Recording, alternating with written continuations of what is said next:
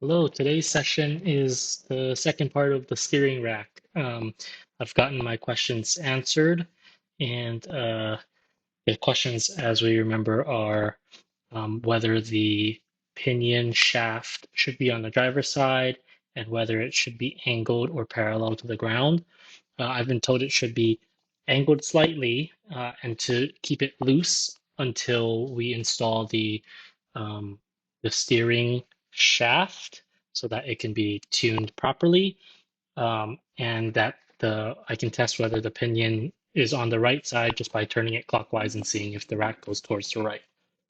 So yes, I've confirmed that it should be on the left side by turning the pinion. And however, the angle on the pinion, I couldn't leave it loose. I ended up torquing it to spec because if I even tightened the rack clamps a little bit, the rack could not rotate. And so I figured if I can't rotate it anyways, I might as well torque it down. Um, I did find a flat section on the bottom of the rack that seems to be the correct angle if that flat section is parallel to the earth. It ended up being, I don't know, 20 to 25-degree angle. So I torqued it down there.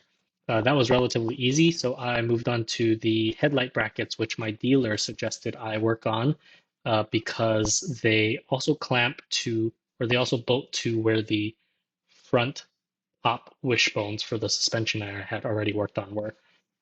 This turned out to be pretty difficult.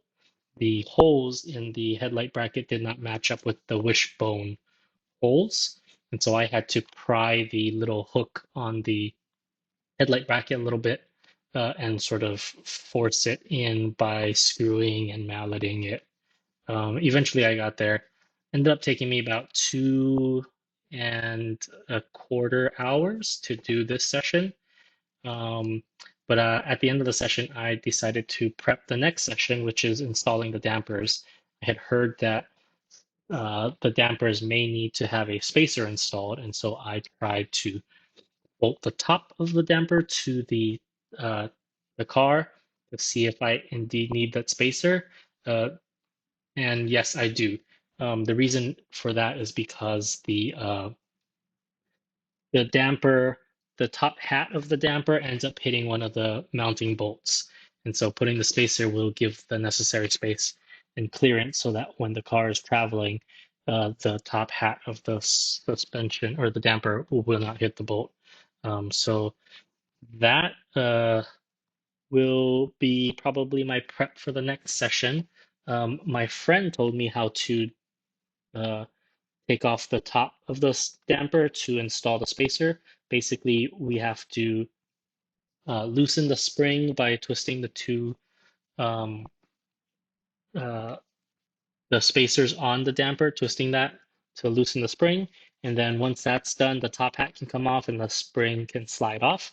And then I can probably just take a wrench to loosen the nut there and install the spacer. So anyways, more on that next time. Thank you for watching.